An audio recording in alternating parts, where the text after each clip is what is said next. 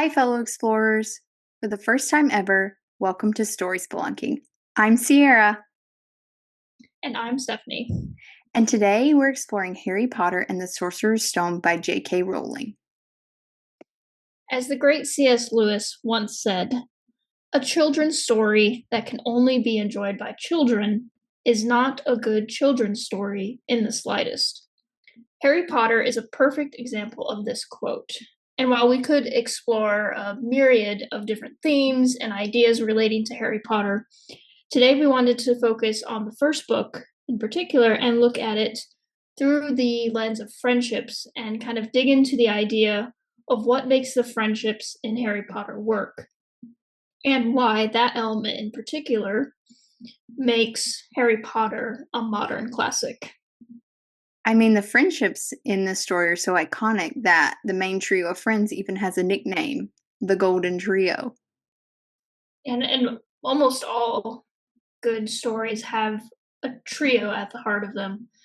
And usually, one girl and two boys is the classic. But I think in particular, that is what sets a good story apart, is having not only relatable characters as individuals, but a relatable friendship that actually works, with each person bringing a different element to the friendship. I think that's one of the things that you've enjoyed the most about this reread because it was the first time I've come back to the books as an adult. And it really does make you feel nostalgic for your childhood friends and the type of closeness you could only get by being at school together. Yeah, and I think some of my closest friends developed a little bit later for me because of, well, especially in the US, we don't go off to boarding school, and Hogwarts is in essence a boarding school. So I don't think you get that type of creative or that type of environment necessarily until you go off to college. That's what I And was about to say. You can make some of your best friends at college. Wink, wink. yeah, and that's how this friendship started. With While we didn't live in the same house, we did live in the same dorm, so that and college, you experience so much together in college. It's very natural that your college friendships will become lifelong friendships, just like how Harry and Ron, the closest element of the friendships in this story begins with them. They meet on their way to Hogwarts. And I think much like how you some of your best friends at college start to feel like your family, Ron and what he represents to Harry, both as his best friend and as someone who brings a loving family into his life, is such a big element of this story. I mean, the Weasleys basically become Harry's family. Yeah, and I think it's interesting. Well, there are differences obviously between the book and the movie with exactly how they meet, but I think they in essence capture the same almost randomness of it, if you will, because it kind of depends. Well, here in the movie, Ron just happens to be in the same. Although they meet outside the platform with Mrs. Weasley helping Harry get to platform 9 3/4. It's not until they get into the train that Ron just has to be in the same. I guess you call it a cart. I don't know. Their trains look very different than ours. I actually like how in the book, um, it's Ron's brothers who bring Ron to Harry to have him sit with him.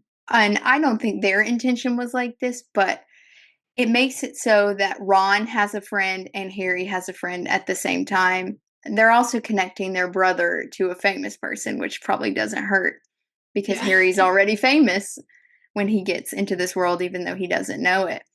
And that sort of fame could attract the wrong type of friends for Harry, the wrong kind of attention.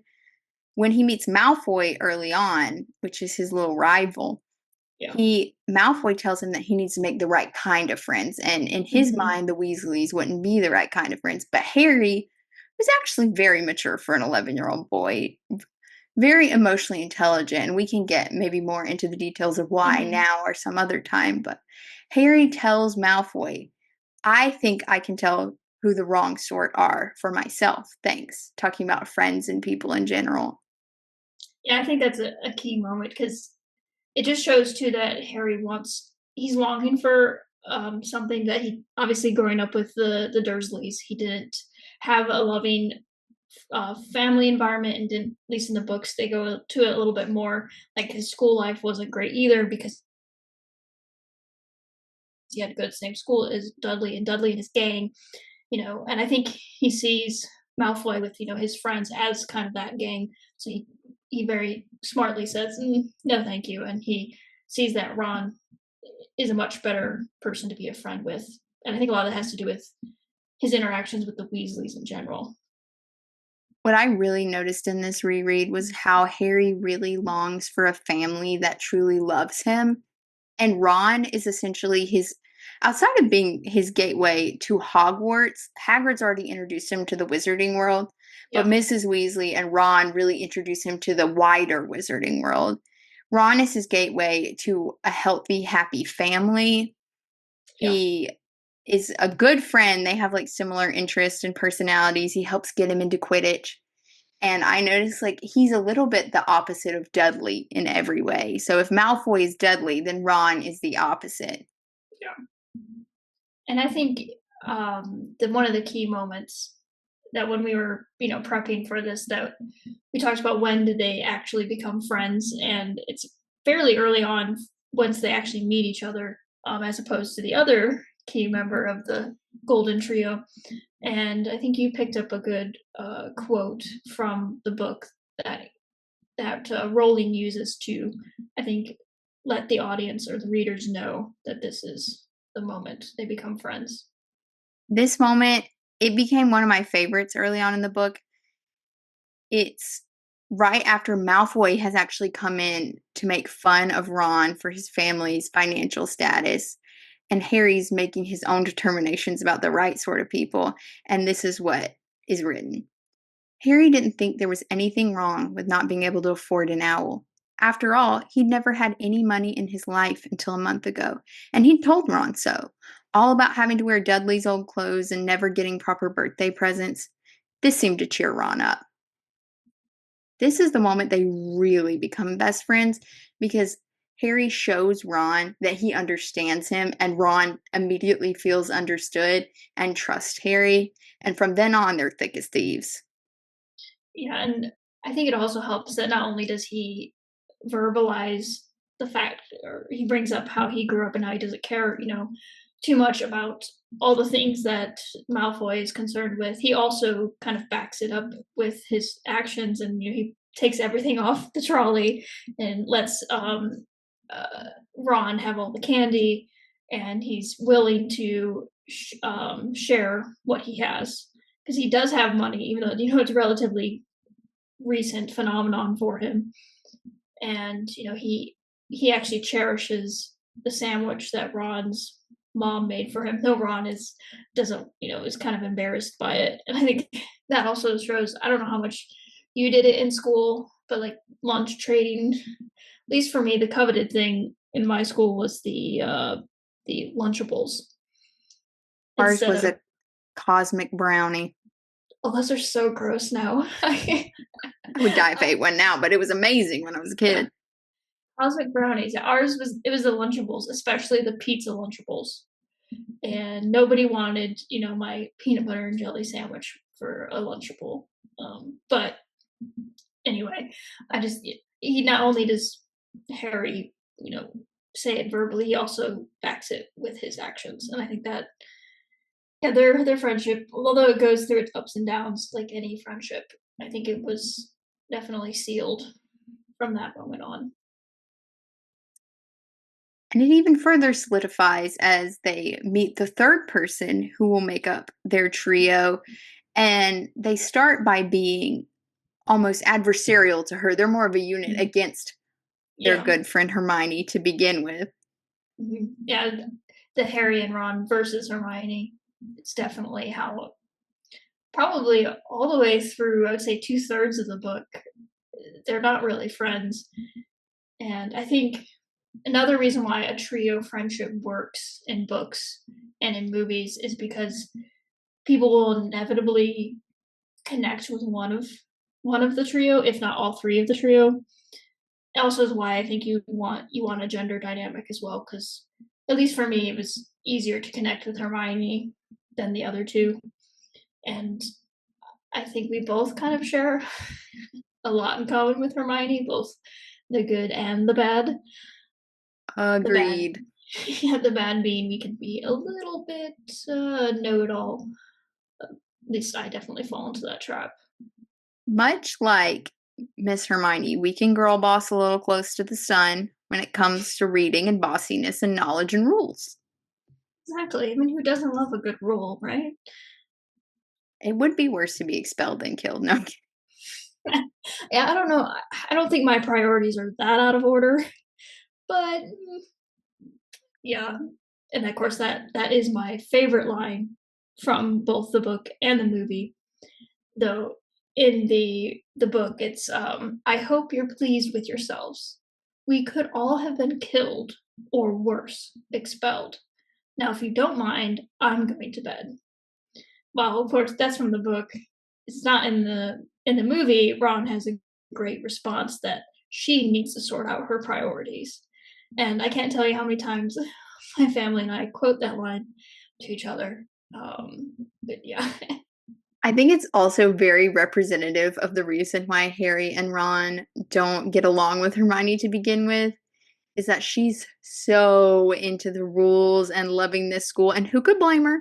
Because she went to normal school before she went to wizarding school. And I think if I got invited to wizarding school, I too would do anything to not get expelled. yeah. I also would do a bunch of research ahead of time, so I also would know that the ceiling was bewitched to mimic the night sky that I read in Hogwarts history. But to two 11-year-old boys, this is not the ideal way to live. No, especially because they both. I won't say like I do think they tried to follow the rules. I don't think they were purposely getting in trouble. A lot of times it was kind of the wrong place, the wrong time, and also Snape just had it out for Harry from the beginning. But yeah, it's not necessarily how friendships are made as children. Though, just like with Harry and Ron, there is a moment that Hermione, I think, turns the corner, or at least begins to really become friends with Harry and Ron. And that is Quirrell's famous troll in the dungeon moment. So I can literally hear the how it sounds in the movie in my head. But yes, that when it was Halloween and uh, the troll happens, air quote, to get into the Hogwarts castle, and Hermione, because of maybe getting a little poked at by Harry and Ron about it's Leviosa, not Leviosa. And so she's hiding in the bathroom crying, as one occasionally needs to do, and she gets trapped by the troll. I think that Harry and Ron, for all of their meanness towards Hermione, show a lot of like Gryffindor courage here because they take it on themselves to go back and rescue her. And just Even this if that means disobeying the rules. exactly. And even if it puts them in danger, they're Mm-hmm. 11 years old. That's all I could think when I was reading this is like, these are 11-year-olds. And as an adult, this is terrifying. And Harry's situation is sad. But they're so brave for being 11. They go put themselves in danger because they feel responsible for her being in this situation. Yeah. Yeah, they're incredibly mature in some aspects of the story, and then obviously some not so much. And Rowling wrote, but from that moment on, Hermione Granger became their friend. There are some things you can't share without ending up liking each other, and knocking out a 12-foot troll is one of them. Ain't that the truth, sister? Tis. Well, I don't know if we've never knocked out a troll together, but we have gone tailgating together. It's true. We've sat through hall meetings together. All meetings, which should have been emails. And perhaps the troll to me is a Starbucks You Are Here mug in Mainz, Germany. Ah, yes, the the trip to Europe in that would have been 2019, I think. We 2019. we did a short study abroad sort of trip centered around the Reformation, and we traveled in Germany, Austria, Italy, and Switzerland. And in each city, we had a bit of free time, what they called. So we would go exploring and We had been friends before this trip because we'd Mhm. been living in the same dorm. But this event is what cemented you as my lifelong friend. I am Thank an you. avid collector of Starbucks You Are Here mugs to perhaps a deranged degree. And I had been taking loads of motion sickness medicine because we were riding a bus through the Alps, which was heightening my feelings about these mugs already because, as my motion sick girlies can tell you, Bonine, even though it says it's sun-drowsy, and Dramamine, they will make you sleep so hard that you wake up an unpleasant person. Mhm. Or you fall asleep during lectures we were supposed to be listening to And you on the start bus. laying your head on your friend's shoulder, and you were not at that level before this moment. No, and I'm to be honest, I'm still not much of a touchy person. So But Dramamine, it breaks barriers. Well, I needed this mug in Mainz, Germany. And I was like, who's it was 4 miles away in a train station, and we did not have that long in Mainz. But I needed it, or I would have had an absolute meltdown in front of a motley crew of 30 people on a study abroad trip about the Reformation. I said, who among us will haul tail across this German town for a mug with me? I'm crying in the bathroom. Who's going with me? And it turned out to be you. And shout out to two of our other friends on the trip, Leah and Kylie. And we ran to a Starbucks.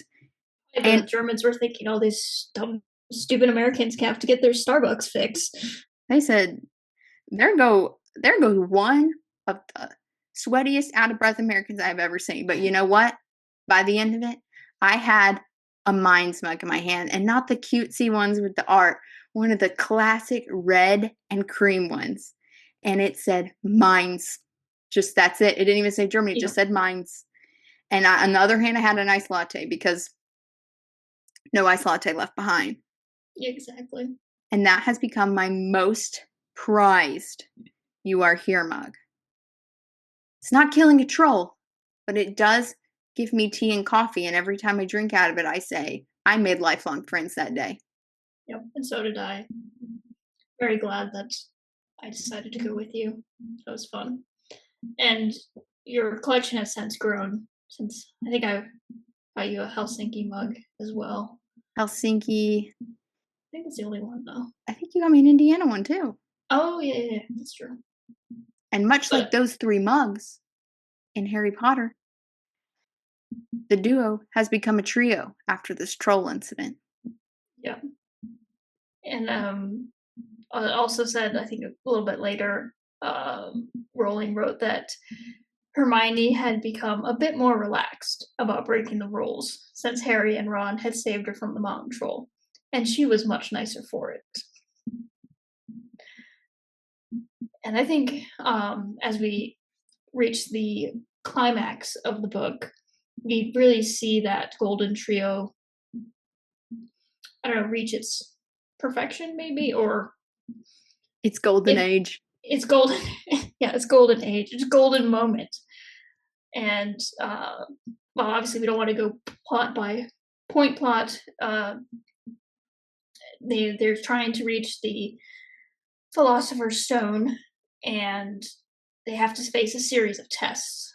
And each of these tests highlights what one of the trio brings to the friendship. And had any of them attempted to do this on their own, I think they would have failed. It took all three of them to reach the end. Even in there's three specific trials that represent what they're each good at, but even from the very first through the trapdoor, there's a big dog at the top, which is very cute. And I, like Hagrid, would have to have a giant three-headed dog for myself I would not as a cat person, but we continue. for another day. When they drop down into the plant, the devil's snare, they all have it brings their strengths to the surface before they even get to the specific tests because Hermione knows what to do with the plant once she Yes, identifies it. because thankfully she paid attention in herbology. But she's like, I don't have wood to start a fire because she knows they need the light. And Ron is like, aren't you a witch? But she never would have even thought of that because until the beginning of this past school year, she didn't even know that. Exactly.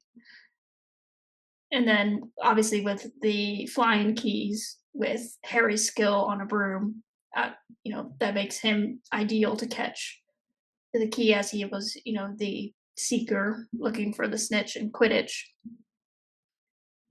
And then it gets to I think this is going to be controversial to say, but Ron is one of, if not my favorite character. And then it gets to the chess game, the wizard's chess, which we've set up throughout the entire book that he's really good at. Mm-hmm. And this is actually one of the only things that he is uniquely good at. Yeah, Hermione's not good at it, Harry's not good at it, and it doesn't even say that his brothers are good at it. But Ron is good at chess, and this is my man's moment to shine. And in an example of his loyalty to his friends, which I think is one of his best traits, yeah, he sacrifices himself so that they can win the chess game and go on without him. exactly. I think it's just brilliant writing as well, because setting up all of this throughout. As someone who, we both do a lot of writing, though obviously most of it is not. Actually, I don't write any fiction at all. Um, but it's so hard to plan out everything and just have everything always worked to make a coherent whole, and just to have this theme of him being able to play chess throughout the book, and that it pays off in the end. It's always hard. It's always easy to build, but then it's hard to have the payoff at the end. And I think each of these tests that they go through, you can see the payoff for what skills that Rowling has given them throughout the book. It's a really good outward example of their inward traits, which I think is especially valuable in middle grade writing because it teaches the younger audience to pay attention to these things in stories. And Mhm. like you were saying, I think that's the value of fiction as a whole is that seeing these things pay off in fiction can help you be a better writer of nonfiction, academically, maybe even spice up your business memos, I don't know, with your better writing skills.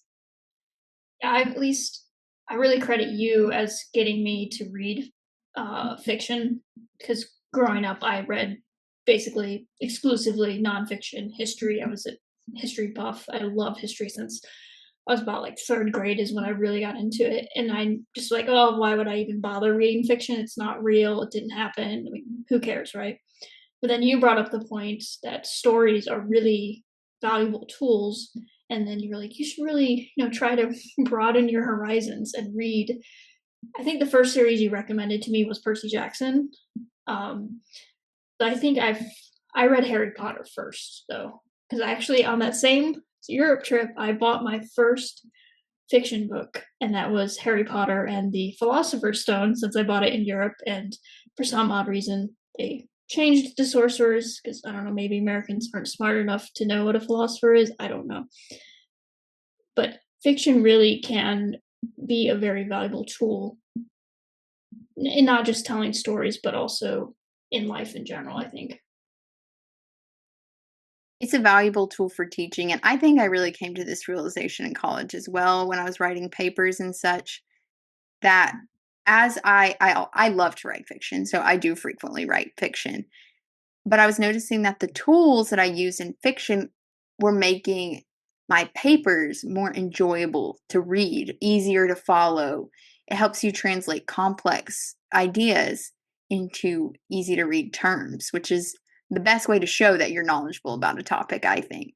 Exactly, because I have read so many academic papers and journals that I'm so lost because it's so dry, and I feel like academic writing, they write it often academics write it to make you feel stupid. And I like that to me defeats the whole purpose. Like, why am I pursuing higher degrees if I can't explain history to a third grader? And I think fiction has helped me bridge the gap, at least try to bridge the gap in my writing between the high academic, boring, dry stuff and the interesting, fun fiction that I read on the side. Interestingly, I think this is actually kind of akin to what Hermione learns with her friends because all she cares, she kind of has that same feeling that us who are into academics are known for, that pompousness, that Yeah, a little bit of know-it-allness. But through making these friends, and she still loves books because you should never lose your love of books. She exactly. still loves them, but she's also learning to value what's right in front of her. That these people who are talented in other, who are smart in other ways. Ron is smart as chess. He doesn't like to read, but that doesn't mean he's not smart. She's learning Exactly. to value the traits in the people around her that aren't just being clever, that aren't just being book smart. Yeah, and right at the end, as they're about to face the final, as Harry's about to walk through the flames to reach the mirror of Erised, Hermione says, "I'm not as good as you." Or sorry, that's Harry. Harry says, "I'm not as good as you." And Hermione's response is, "Me, books, and cleverness? There are more important things: friendship and bravery." It's so good in the story and it's so applicable to my life and I'd imagine yours in Yes. particular. When I got to college, I was so nervous because I'd always buried myself in stories and books because I'd had a hard time making friends and I was worried that I was never going to be have any friends, that people were going to think I was weird. I moved to college from Alaska. So I was already, as you can probably tell, I'm not from Alaska originally, but No. I was coming from so far away. My family was all far away. But there are more important things than overthinking and being nervous and burying yourself in books. And sometimes your lifelong friends and the similar people to you will be sitting right next to you in a hall meeting and then sprinting Exactly. next to you in Germany. Yes, and then although we never had a class together in person, we did have an online class together. I think it was Reagan's America, if I remember correctly. Yeah, Maybe, or something. is it Roman Civ? No, it was definitely Reagan's America. Okay, Something Reagan's about like America. presidents. Yeah, definitely. Or sitting and getting sunburnt at a football game. It's true. And Memories you wouldn't have if you weren't valuing friendship exactly. And I think we have to give a shout out to Neville always. because he kind of gets, well, he gets well, not frozen, that's not the right word. She does a spell on him and Like a full body bind or something. he's something like that. Petrificus totalis. Yeah, I was like, I know I can think of the spell name, but I don't remember exactly what she did. And of course, Dumbledore, says it takes a great deal of bravery to stand up to our enemies, but just as much to stand up to our friends. And to that, I would And say Dumbledore, maybe even more to stand up to our friends. yeah, it's definitely harder. And while I would say we agree on a lot of things, there are things that we would disagree on, both trivial and sometimes important things. But I think you need friends that are some that are closer in your personality types and some that are different because they can challenge you to look at things in new perspectives or they can agree with you. It's you need both types. You'd never be able to solve those puzzles in the dungeon if you didn't have people who could see the problem from different angles. Exactly. And I think that's what makes the friendships in this story in particular work so well is the fact that they reflect real life. And each of the characters are very relatable. And I think any person can relate to character traits from each of the three in the trio. It's true that we're both more Hermione type gals ourselves, but I have two younger brothers, and thinking about them while I'm reading about Harry and Ron, obsessed with sports, doesn't want to do your homework that much. That is very, it feels very 11-year-old boy accurate, I think. Mhm. Probably not every 11-year-old boy, but most of them. Yeah, and that definitely I think is a reason why having the gender dynamics in the trio helps because naturally that will help bring in different character attributes. Because generally speaking, boys and girls do look at things differently. It gives them something to admire from their perspective, someone to see themselves in, or someone that they want to be like. Yeah, and I think it helps too that each of the characters, Harry, Ron, and Hermione, they each have their strengths and they also have their flaws, which also is related. None of the characters are perfect, which obviously none of us are. So I think that helps as well. I think it would be boring if they were all perfect. I like Mhm. that Harry can be quick to temper because he's also good at understanding people's emotions. I can't remember if it's different later on in the books because it's been a while since I read the other ones, but in this one, he's very perceptive of people's emotions, but he feels strongly himself. Yeah, I think he can be a little bit naive in how he. It's hard for him not to be though, because he's thrust into this world that he's very famous, and he doesn't really understand why. And I think that is hard for him to process. And I think it contrasts well with, or maybe that's why he gets along so well with Ron, because Ron also is facing lots of expectations because he comes from a family that are pretty well accomplished, although they may not have the money and the prestige that the Malfoys have. And so things that he's achieved because he has older siblings, they're not celebrated, they're expected. Hmm, that's so true. I also think it's good for Ron that he gets not step into an older brother role, but he gets to show Harry this world and be the one who knows about stuff and telling Harry and Hermione about the wizarding world when he's always been a younger brother, where people have Yeah. had to tell him. Yeah, and I think maybe you would relate more to Weasleys because you have more siblings than I do. Like I only have an older sister. So I don't relate to the family dynamic that Ron has as much because my sister and I were 5 years apart and we're also very different. And so I don't think I've had the same level of expectations placed on me, even though I am the younger sibling. And then I don't know if you have any. I fear that I would be some sort of cursed mix of Percy and Hermione to my poor brothers because I am the oldest and I have two younger brothers, and I could have been a little bit bossy to them growing up. But we're Oh, really close. So I feel like as the Weasley dynamic changes, that gets a little closer to what we are today as they yeah, have to unify against outside forces. yes.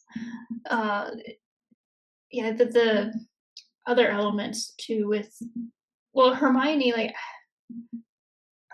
she's the only child, if I'm remembering correctly. Yeah.